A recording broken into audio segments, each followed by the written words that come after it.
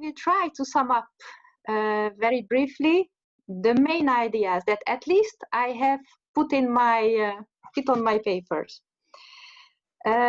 Beginning from the presentation from GRC and OCDE on the situation in rural areas that show well that there is a problem there, and the problem is higher in rural areas than in urban areas, and that the trends are not good. The situation is worse than it was before. And it brings us to the point that there is an insufficient public investment in rural areas, and we try to understand the reasons why. And I think it will help us also in the next programming exercise post-2020. So first, we need to understand why are the reasons why we are not reaching the rural territories. And it brings me to the point about the question of territorial planning, how to plan our intervention in rural areas. That was an interesting discussion about whether it should be a management task or a territorial development task. When it is a management task, we are managing a situation, so for example, depopulating territory, or whether the authorities will consider it as a management and territorial development task. And in that case, when it is a territorial development task, when the public authority are considering it as a territorial development task, probably the intervention and the planning of the intervention also in basic services will be different. After there was an interesting discussion, at least I found it very interesting, how to assess the real needs in rural areas. And there we mentioned the smart shrinking, the question of attractiveness, also the difference, and we haven't come into the discussion why I find it very interesting about inhabitants and people who are there in the rural territory in a part-time way, part-time residents, and their basic services needs. And there we also mentioned the question of COVID, the COVID crisis that showed us and revealed that people are moving back to rural territories in a certain time. So whenever we develop basic services in rural areas, maybe we would not need to concentrate only on the permanent inhabitants, but to consider this mobility of the population that is increasing.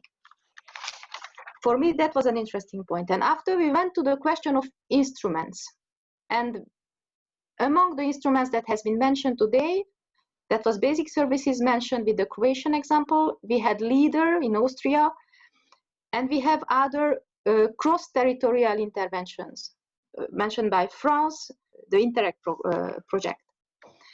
What I find very interesting in the Croatian example is that it is possible to reverse the trend.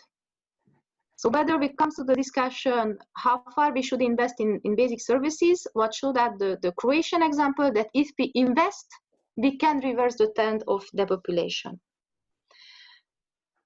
For me, the other point of the discussion, what was very interesting, is what kind of solutions you have provided. And there we have a very wide range of different solutions, going from public, regional level, local level, the national level has been mentioned, and after going to the private solutions, commercial solutions, and NGOs involvement and volunteering. And often the projects you have presented are combining all those actors. So it is, I would think, it is particular to the rural areas.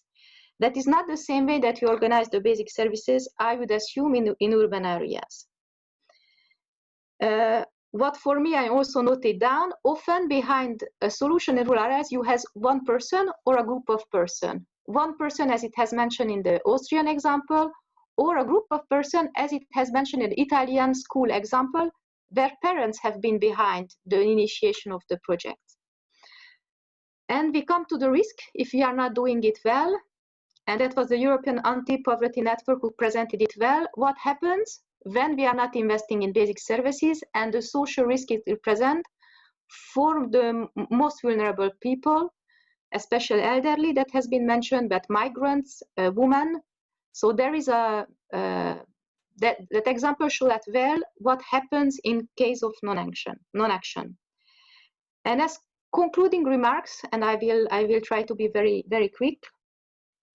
For me, the point and how to increase the public intervention, and in our case, because we are in an event that has been organized under the Common Agricultural Policy, how our fund, the CAP, can be used to improve the situation from basic services point of view in rural areas. The first point that came to the discussion to me is a good programming, a good planning. And in our case, that will be the CAP strategic plan, but also in the local action groups and in the local action strategies. Because it has been said during the day that the intervention should be very well targeted. And the first step is to identify well the challenges.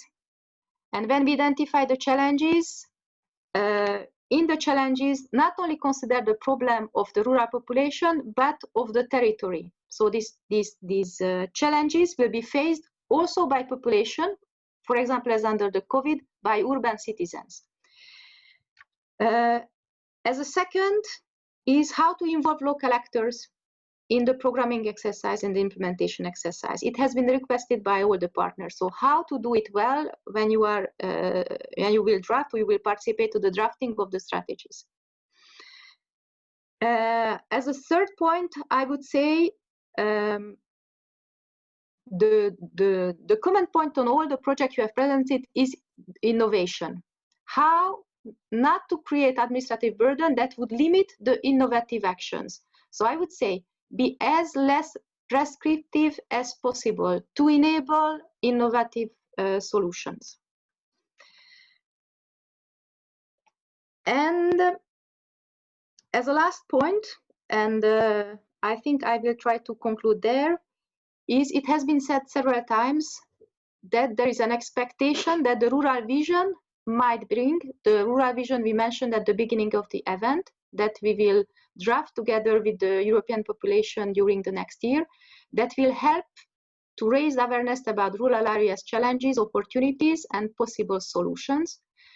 And on this, I have heard many good solutions that can be used, from which we can learn and to showcase in the rural vision. So I hope that you will participate to this consultation that we will run from September, and that you will provide your contribution to make this strategical step successful.